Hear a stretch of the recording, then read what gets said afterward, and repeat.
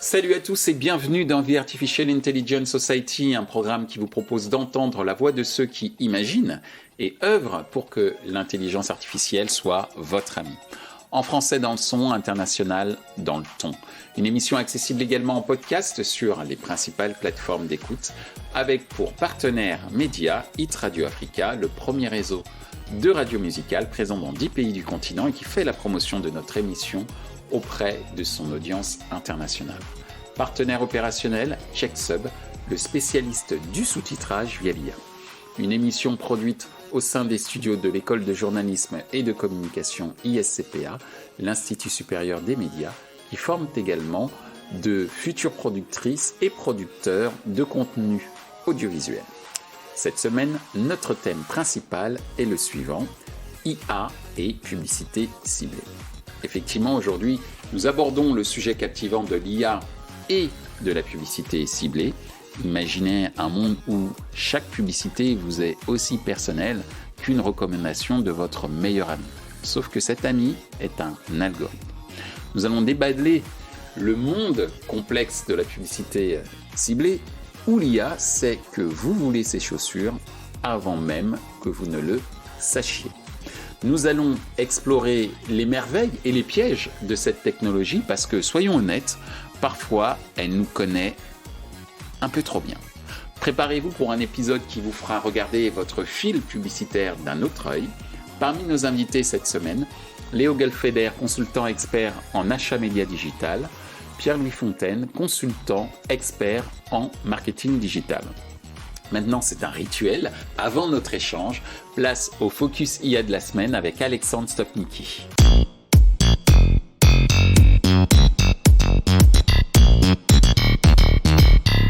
Bonjour Alexandre. Bonjour Michel. Alors cette semaine, tu reviens sur Midjourney puisque nous avions eu la semaine passée une première évocation d'évolution technologique de Midjourney et là, tu vas nous parler d'une nouvelle fonctionnalité à nouveau sur Midjourney. Exactement. Je voudrais vous présenter une nouvelle fonctionnalité qui est proposée par Midjourney autour de ce que nous appelons habituellement la persistance. Il s'agit de la capacité des IA à reproduire fidèlement un style d'image ou un personnage, y compris sa coiffure, ses vêtements. Jusqu'à présent, cela n'était pas possible, en tout cas pas simplement. Car oui, nos chères IA n'en font qu'à leur tête d'IA. Elles sont débordantes d'imagination et sont incapables de reproduire des personnages ayant la même tête. Mais c'était sans compter sur l'incroyable travail réalisé par les équipes techniques de la plus célèbre des IA génératives d'images. Pour des raisons évidentes et éthiques, qui empêcheraient de reproduire la tête d'une célébrité sans son autorisation, il est préférable de partir d'un personnage imaginaire créé par Midjourney. Alors justement, en parlant de cette nouvelle fonctionnalité, Midjourney peut compter aussi sur une communauté très active, semble-t-il. Effectivement, il faut souligner que rares sont les technologies d'IA qui disposent d'une communauté aussi active. Une fois par semaine, le CEO, David Holtz, se présente en direct, t'as bien entendu, en direct, pour discuter des nouvelles avancées et des nouvelles fonctionnalités de Midjourney avec ses utilisateurs. Alors imaginez le président d'une entreprise du CAC 40 ou d'une société appartenant au GAFAM nous expliquant quotidiennement les bugs et l'avenir de leur entreprise. C'est un sacré risque. C'est un sacré risque. Espérons que ça vous fasse sourire en tout cas, car ce serait étonnant de discuter directement avec eux pour leur faire des propositions. Moi, je serais preneur pour parler avec Jeff Bezos, Sam Altman, Elon Musk, Satya Nadella, Sundar Pichai. D'accord. Est-ce que je dois m'arrêter là ? Au fait, Michel, as-tu prévu de les inviter dans The Artificial Intelligence Society ? L'invitation est lancée. Depuis le 11 mars 2024, en tapant des mots magiques dans les prompts de Midjourney, comme "-CREF", ce qui signifie en langage de Midjourney caractère de référence, et en tapant d'autres paramètres, vous serez enfin capable de reproduire des images avec des personnages qui se ressemblent comme des jumeaux. Avec la notion de persistance des personnages, une nouvelle opportunité importante se présente pour les professionnels de l'image, du marketing et de la publicité, car une nouvelle barrière créative vient d'être franchie. Alors tu parles de marketing et de publicité, encore faut-il avoir un minimum de photogénie de la part des personnages ? En demandant à une IA générative de reproduire un visage en image, j'ai constaté que, tout comme être photogénique, être IA-génique n'est pas donné à tout le monde. Alors, est-ce que vous savez si vous êtes IA-génique ou pas ? Moi, je vous donnerai une méthode pour le découvrir lors d'une prochaine rubrique. Rubrique que l'on a hâte de découvrir prochainement. Donc, merci beaucoup, cher Alexandre. Place au débat de la semaine.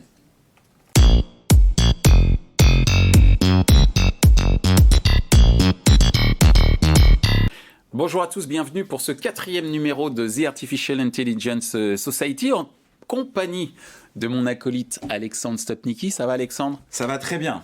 Bon, parfait. Aujourd'hui, on va parler de publicité ciblée et IA avec deux invités prestigieux, à savoir Pierre-Louis Fontaine, ici présent. Bonjour Michel.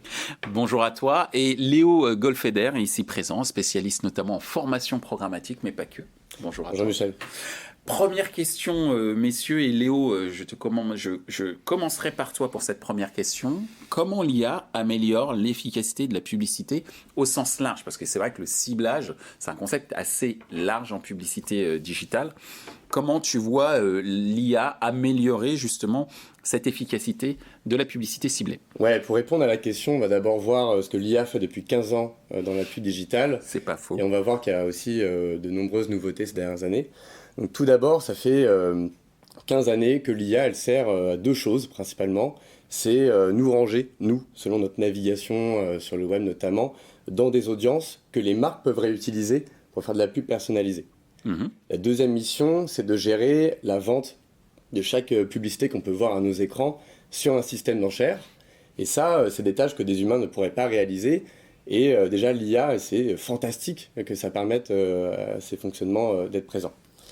Maintenant, on a vu des nouveautés depuis 3 ans, avec notamment Performance Max de Google Ads ou Advantage Plus de Meta, qui viennent simplifier la gestion des campagnes dans la création de ciblage et dans la création également des annonces publicitaires. Et concrètement parlant, c'est un gain de temps pour les marques et les agences. Et ça peut permettre à des entreprises en fait, qui souhaitent communiquer et qui n'ont qu'une personne ou deux pour la communication ou une personne en alternance qui n'est pas encore pleinement formée, de pouvoir utiliser ces plateformes d'achat, en l'occurrence Google Ads et Meta Ads. Alors on a également l'IA générative qui maintenant permet de créer des publicités à moindre frais et plus rapidement qu'avant. Donc ça va avoir plein d'impact sur l'expérience utilisateur. Mais quand on revient à l'ensemble de ces IA, donc qui ont différentes finalités pour les marques qui souhaitent communiquer, ce qu'on s'aperçoit, c'est que ça rend la possibilité de faire de la pub plus accessible, mais ça la rend aussi moins comprise et plus opaque. Moi, je vois les générations de média traders, donc les personnes qui créent les campagnes de pub avec leurs clics sur l'ordinateur, qui sont de moins en moins formées aux subtilités de comment marche le système d'enchères, comment marche la création d'audience et tous les détails propres à l'attribution. Là aussi, on a l'IA dans l'attribution. Et le problème, c'est qu'on contrôle de moins en moins ce que l'on fait et à qui ça bénéficie ? Eh bien, à ceux qui empochent l'argent des marques, c'est-à-dire les régies, à commencer par les grandes régies que sont Google et Meta. Donc l'IA, globalement, c'est génial parce qu'on réduit le temps pour faire des campagnes de pub. Mais c'est comme avoir une Ferrari, si on n'a pas le permis, on peut avoir des problèmes. Et les problèmes, c'est concrètement gaspiller son argent. Moi, je pense que la pub digitale, dans son ensemble, elle est surcotée. Et l'IA contribue, de par son opacité, à ce constat.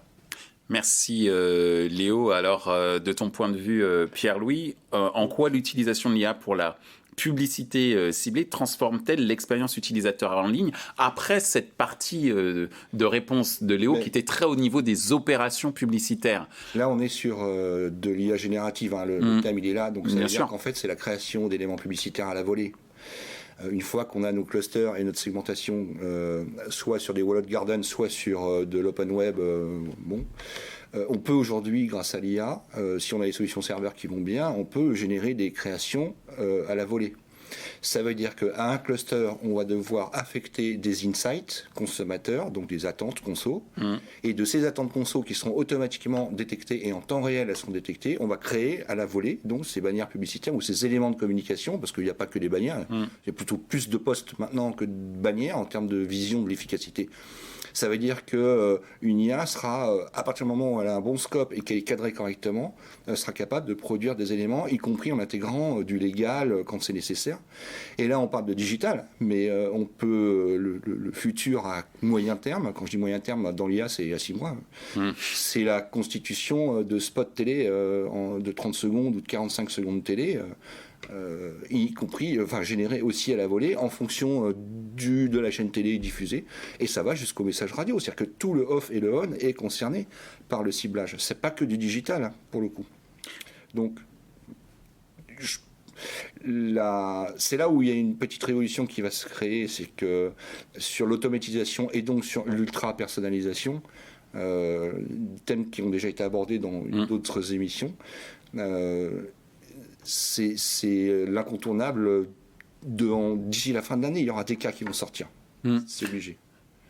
Alexandre, qu'est-ce que suscite ta réflexion ? Quelle réflexion cela suscite chez toi ? Moi, je me pose la question, c'est quoi une campagne réussie ? Et en quoi l'IA permet de réussir plus facilement, mieux ? Quels critères pour vous l'IA va apporter pour mieux réussir, pour être plus performante, pour être plus héroïste ? Je ne sais pas quels sont vos critères préférés. Plus créatif peut-être, je ne sais pas. Est-ce qu'on en arrive déjà à ça ? Ouais, Pierre-Louis, tu peux essayer.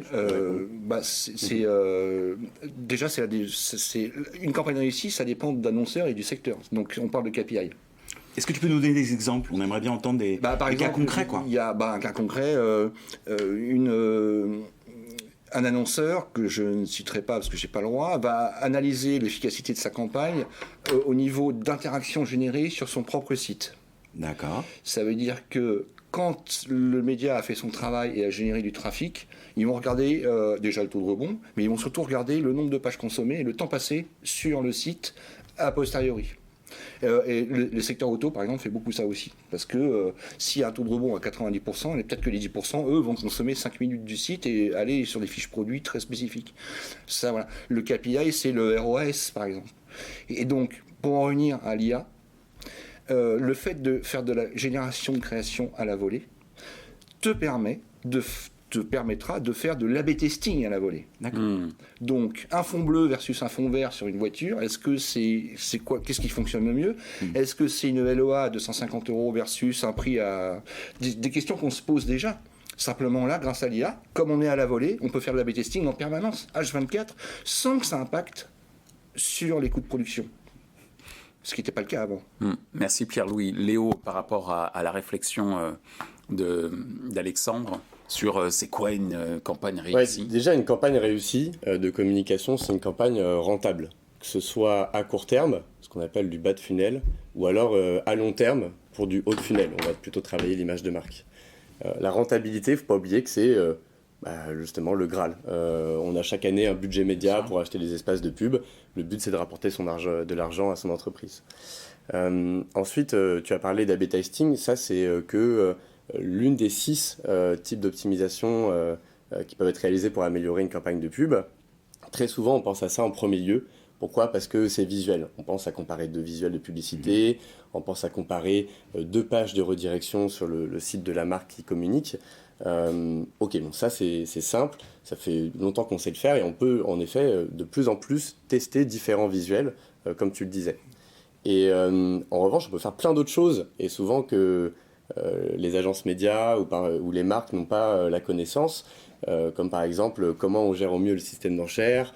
On apprend par exemple qu'on peut obtenir la même rentabilité sur une qualité de ciblage très très bonne que sur une qualité de ciblage très très faible. Par exemple, un emplacement en haut de page qui a 100% de chance d'être visible ou de rapporter une conversion, si on l'achète 2 €, on aura un coût par impression vue de 2 €. Mais on peut aussi acheter un emplacement en bas de page qui n'est pas du tout qualitatif en termes de ciblage, qui est visible qu'une fois sur 10. Et si on paye 20 centimes grâce au système d'enchères, in fine, on se retrouvera avec le même indicateur de performance, c'est-à-dire le coût par 2 € pour une pub visible ou une conversion. Est-ce que tu peux préciser l'apport de l'IA ? Parce que ça, j'avais une régie publicitaire dans les années 2000, on faisait déjà ça, on faisait de l'optimisation avec des logiciels qui permettaient de faire ça. Quel est l'apport pour toi qui rend plus fin cette performance grâce à l'IA ? Qu'est-ce qu'on a de nouveau ? d'IA ou d'IA générative ? Les deux, si tu veux, puisqu'on peut parler d'IA générative pour les créations et d'IA tout court pour l'optimisation, j'imagine ? Ouais, donc l'IA, c'est de gérer ses enchères et de permettre d'utiliser le système d'enchères sans que la personne qui l'utilise ait les connaissances. D'accord. Et attention, c'est le sujet de ne pas avoir le permis en utilisant une Ferrari, ça peut mener à des problèmes. L'IA, elle sert aussi sur la partie analyse des données de la campagne. Ça, c'est toujours assez... ça prend du temps. Ça demande de l'expertise, d'avoir construit les bonnes manières d'analyser les données, c'est-à-dire les bons dashboards. Et toutes les marques ne l'ont pas, toutes les agences ne l'ont pas. Aujourd'hui, on voit dans les plateformes d'achat donc, de l'IA qui va faire ces analyses-là et proposer aux personnes qui gèrent la campagne de faire telle ou telle modification dans l'espoir d'améliorer la campagne. Le problème, c'est que lorsqu'on recommande à son client de mieux optimiser, le but, normalement, ça devrait être de lui apporter une meilleure rentabilité. Mais qui dit une meilleure rentabilité pour une marque qui investit, dit moins d'argent pour la régie. Et donc, il y a un intérêt qui peut être contradictoire. Et c'est la raison pour laquelle l'IA, par exemple, dans l'analyse des données, pour moi, ça c'est pas vraiment d'une grande aide dans la mesure si on n'a pas les connaissances pour vraiment avoir un aspect critique de ce qui va nous être recommandé. C'est une pièce au puzzle. Comment ? C'est une pièce du puzzle, en fait, tout simplement. Ouais, ça peut être génial si on sait bien l'utiliser, si on sait ce qu'il y a derrière. Et concrètement, quand on utilise des outils d'IA, que ce soit pour faire des analyses de données, pour créer des audiences, pour gérer les enchères ou pour gérer des contenus publicitaires visuels, eh bien, on a besoin de savoir côté produit comment ça fonctionne. Moi, par exemple, ça fait donc 7 ans que je suis un utilisateur d'IA, ces IA-là, et j'ai eu la chance d'être formé par des personnes qui créent ces outils-là. Donc, je ne les comprends pas comme si je les avais créés, mais de fait d'avoir quelques explications produits, eh bien, ça me permet de l'utiliser au mieux. Le problème, c'est qu'en France, on a peu d'entreprises dans le secteur de la pub digitale qui vont créer des produits d'IA.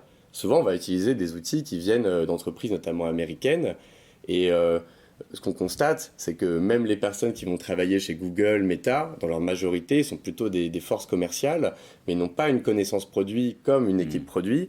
Et in fine, ça ne permet pas, selon moi, par exemple, utiliser l'IA de recommandation, d'optimisation, tout en la connaissant assez pour bien l'utiliser.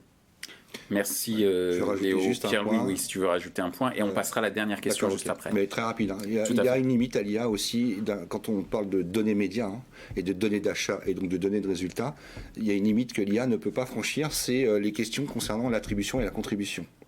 C'est-à-dire que est-ce que mon display, est-ce que je travaille, tout le monde travaille maintenant au CPV presque, enfin c'est quoi la visite, bon, mais on ne sait pas qui a généré la meilleure contribution en termes de mémorisation et on ne sait pas à qui vraiment attribuer cette... Et là, l'IA ne pourra pas répondre parce qu'elle n'aura pas le corpus, elle n'aura jamais l'information, mais elle n'a pas l'information. Okay. Et pour l'instant, nous-mêmes, en tant qu'humains, on se pose la question de la triple contrib depuis des années. On n'a jamais réussi à craquer. Si on ne craque pas le sujet, je ne sais pas comment l'IA va le faire, honnêtement. Il n'y a pas la logique. Ok. Voilà. Très clair, très clair. Alors, je te laisse la parole, Pierre-Louis, pour cette dernière question, qui est plus liée à, on va dire, à de la prédiction, entre guillemets. C'est comment l'IA est-elle à prévoir les tendances de consommation et à adapter les campagnes publicitaires en temps réel. Tu parlais d'A/B testing tout à l'heure, entre autres. Mais là, il faut faire attention parce que on est dans une logique d'IA générative, mais là, quand on parle de prédictif, on est sur de l'IA pure. C'est pas de l'IA générative qui va faire du prédictif, c'est de l'IA. Et l'IA pure, l'IA, des outils de prédictif chez des distributeurs par exemple qui analysent en temps réel les ventes et donc qui savent que en vendant un pot de yaourt, ils réussiront dans 3 jours à vendre un pot de moutarde. Bon, ça c'est de l'analyse prédictive. Surtout s'il fait beau. Surtout si couplé. C'est ça. Exactement. Donc ça c'est possible. Maintenant, en termes de rapporté aux médias, l'analyse prédictive nécessiterait d'avoir un accès à des informations complètement diverses et variées qui viennent de partout, et donc ça nécessiterait un corpus monstrueux. Donc l'IA prédictif, c'est bien quand on a un corpus qui est limité, des corpus de consommation affectés à du temps, une température X ou Y, Coca-Cola l'a fait il y a des années déjà. Mais à l'inverse, si on veut faire de l'IA prédictive d'un point de vue communication et médias, ça veut dire qu'il faut se connecter à tous les tubes d'informations possibles et imaginables et avoir un corpus de fou, donc cost non effectif, cher, pour arriver à des incrémentales performances qui restent à prouver. Ouais. Donc, pour résumer, l'IA prédictive affectée à la communication et aux médias, ça voudrait dire globalement détecter des insights ou des mouvements de consommateurs avant qu'ils n'aient lieu. C'est ça. Eh bien, à date, il faut y aller pour nourrir le corpus de l'IA. Merci Pierre-Louis. On l'a pour le search depuis des années. Tous les mots-clés que nous, on tape au quotidien dans le moteur de recherche, c'est d'ailleurs une IA qui va les analyser et permettre ensuite à des marques de les cibler en fonction. Et là, il y a une évolution dont on n'a pas parlé, c'est le fait que probablement que les moteurs de recherche de sites web comme on les connaît aujourd'hui vont être remplacés par les robots conversationnels. D'où la panique un peu chez Alphabet, en tout cas chez Google. Comme Perplexity et autres qui font ce genre de choses. Et donc, concrètement, ça va aussi changer les usages en matière de ciblage. On parle de moins en moins de mots-clés. Déjà, même dans Google Ads aujourd'hui, on a juste, en tant que marque ou agence, à renseigner son site web de marque. Et Google Ads, avec Performance Max, nous propose tous les mots-clés à cibler et les créas qu'on pourrait faire. Donc, ce que je veux dire par là, c'est que pour la partie opération, on voit que, par exemple, l'expertise des MediaTrader Search, qui était de savoir comment les humains tapent des mots-clés sur les moteurs de recherche, eh bien, en fait, elle va être remplacée par comment nous, les humains, on tape des prompts sur les chatbots, visiblement. Merci Léo. Alexandre, qu'est-ce que ça évoque chez toi en termes de réflexion, recommandations peut-être, s'il y a des outils que tu as? Est-ce que vous imaginez que ça va être encore plus automatisé? Tout à l'heure, tu disais qu'il fallait quand même avoir un permis de conduire, mais est-ce que finalement, avec autant de data, avec autant d'informations, les IA vont pas être capables de programmer les meilleures campagnes publicitaires sans qu'on y touche? Oui, c'est possible, et à condition qu'elles soient dans les bonnes conditions, et c'est possible déjà depuis 15 ans. L'algorithme qui gère les enchères, si on lui donne assez de données pour qu'il apprenne quand il a raison ou quand il se trompe, c'est-à-dire quand une pub rapporte une conversion ou pas, en fait, il est imbattable par un humain. Mais à condition de comprendre comment il fonctionne et de savoir le mettre dans les bonnes conditions. Donc le futur du community management, on appelait ça comme ça à mon époque, c'est une IA. Alors qu'est-ce que tu en penses, toi, pour c'est ça, c'est une IA qui va faire du community management. Alors je rajouterai une dimension par rapport à ça, c'est que l'annonceur a quand même des gros réflexes en termes de gestion de campagne, c'est-à-dire il travaille sur 15 jours, ou il travaille sur 3 mois ou 3 semaines. L'IA te permet déjà de stocker toutes les informations possibles et imaginables et d'avoir des enseignements 6 mois après par rapport à une autre campagne. Donc un des avantages de l'IA appliqué aux médias et à la création, c'est aussi la gestion de la mémoire. C'est pas parce que tu as eu un taux de clic tout faible à 0,08 au mois de janvier que sur les mêmes campagnes au mois de septembre, tu auras la même taux. Donc, ok pour travailler sur des campagnes de 15 jours, 3 semaines, pourquoi pas, ça dépend de l'annonceur. Mais par contre, l'IA va te permettre de mémoriser et de tirer les enseignements d'un truc que tu as fait 6 ou 8 mois avant. Et donc d'être plus intelligent 8 mois après. Avec des cycles. Et ce cycle-là, il peut être de 2 ans. Ça dépend du stockage de la mémoire. Et ça, autrement, ça prend beaucoup de temps d'humain, d'analyse. Bien sûr. Voilà. Alors que là, l'IA peut même se réveiller en disant « Ah, t'as oublié quelque chose, au mois de janvier, on avait fait ça, là, on a refait du bleu. » Et le bleu, ça a mieux marché que le vert. Ou une enchère à CPC à plus 30%, ça fonctionne mieux. Enfin, tout ce que tu disais tout à l'heure. C'est la mémoire qui va jouer aussi dans l'IA. Eh bien, en tous les cas, merci messieurs pour nous aider à mémoriser le fait que l'humain est au centre des réflexions en termes d'usage d'intelligence artificielle, que ce soit pour l'optimisation, la création et la rentabilité des campagnes. En tout cas, c'était un plaisir pour moi de vous retrouver sur ce plateau et j'espère que nous aurons l'occasion de continuer à nous revoir sur d'autres émissions de The Artificial Intelligence Society. Je peux dire un petit mot pour terminer ? Bien sûr. Si vous utilisez l'IA, pensez à passer le permis de conduire de l'IA. Je vous recommande. Est-ce qu'on le passe ? C'est toi qui as l'auto. T'es une auto-école ? Bonne question. Non. Alors, formez-vous en fait auprès des équipes produits. Et si vous ne pouvez pas, trouvez des personnes qui s'en approchent. Merci beaucoup Léo pour ces recommandations. Merci Léo. À très bientôt. Merci à vous. Au revoir. Merci.